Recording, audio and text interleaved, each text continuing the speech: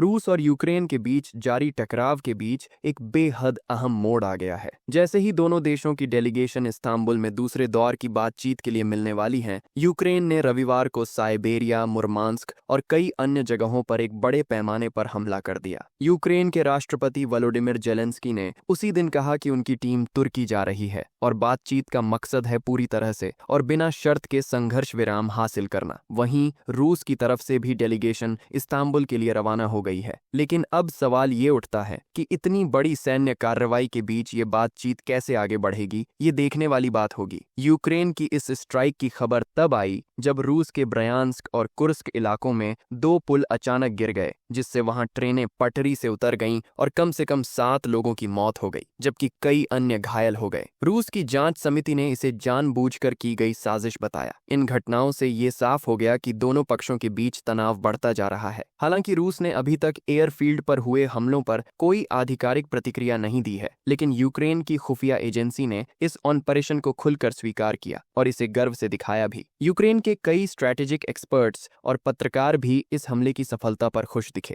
दूसरी तरफ रूस के मुर्मांस्क और इर्कुत्स्क जैसे इलाकों के अधिकारियों ने ड्रोन अटैक की बात स्वीकार की, लेकिन ज्यादा जानकारी देने से बच रहे हैं। इन हमलों की सबसे बड़ी खासियत ये है कि ये तब हो रहे हैं जब यूक्रेन की ड्रोन स्ट्राइक रूस के अंदर लगातार बढ़ रही है। रूस भी बदले में यूक्रेन के डिफेंस इंडस्ट्री के ठिकानों और अन्य मिलिट्री टारगेट्स पर कई रिटेलिटरी स्ट्राइक कर चुका है। ये एयरफील्ड पर हमला 1 साल से भी ज्यादा वक्त तक प्लान किया गया था और इसे सीधे जेलेंस्की की निगरानी में अंजाम दिया गया। अगर ऐसा है तो इसका मतलब है कि यूक्रेन अब अपनी स्ट्रैटेजिक ताकत का बड़ा हिस्सा रूस पर झोंक रहा है, खासकर तब जब उसने रूस के स्ट्रैटेजिक एयरक्राफ्ट फ्लीट को टारगेट किया है, जो रूस के न्यूक्लियर ट्रायड का हिस्सा भी है। रूस के विदेश मंत्री सर्गेई लावरोव ने इस बढ़ते यूक्रेनी हमलों को कीव के लिए शांति प्रक्रिया को नाकाम करने की कोशिश बताया है। इसका मतलब ये है कि रूस इस मसले को सिर्फ मिलिट्री नहीं बल्कि डिप्लोमेटिक तरीके से भी सख्ती से लेने वाला है। अब सवाल ये उठता है कि रूस कैसे जवाब देगा। सिर्फ मिलिट्री रिटेलिएशन ही नहीं बल्कि रूस का डिप्लोमेटिक रुख भी इस बातचीत पर भारी असर डालेगा। यूक्रेन की इस बढ़ी हुई आक्रामकता के जवाब में रूस कड़ी कार्रवाई कर सकता है, जिससे इस्तांबुल में शांति वार्ता का माहौल और भी तनावपूर्ण हो सकता है। यूक्रेन की ओर से ये हमले एक तरह से ये संदेश भी हैं कि वो सिर्फ बातचीत के लिए तैयार हैं, लेकिन अपनी ताकत दिखाकर अपनी बात मनवाना भी चाहते हैं। वहीं रूस के लिए ये हमला एक चुनौती है कि वो कैसे अपनी सैन्य और राजनीतिक स्थिति मजबूत रखे। इतना तो तय है कि दोनों पक्ष अब पूरी तरह से प्लानिंग के साथ एक दूसरे पर दबाव डाल रहे हैं। वैसे यूक्रेन रूस विवाद के इस दौर में कोई भी हल निकालना बेहद मुश्किल लग रहा है, क्योंकि दोनों तरफ के राजनीतिक और सैन्य दबाव बहुत ज्यादा है। यूक्रेन चाह रहा है कि रूस से पूरा और बिना शर्त संघर्ष विराम मिले, लेकिन रूस अपनी रणनीतिक शक्ति के नुकसान को लेकर कड़ी प्रतिक्रिया दे सकता है। अगले कुछ दिन बहुत महत्वपूर्ण होंगे, क्योंकि इस्तांबुल की वार्ता ये तय कर सकती है कि इस लंबे और खतरनाक संघर्ष की दिशा क्या होगी, शांति की ओर कदम या फिर और ज्यादा लड़ाई और बढ़ते तनाव की शुरुआत। देखना ये होगा कि इस ड्रामेटिक टकराव के बीच दोनों देश कितनी दूर तक बातचीत के लिए तैयार रहेंगे और क्या सचमुच कोई स्थायी समाधान निकल पाएगा, जो न केवल यूक्रेन और रूस बल्कि पूरी दुनिया के लिए राहत की खबर हो।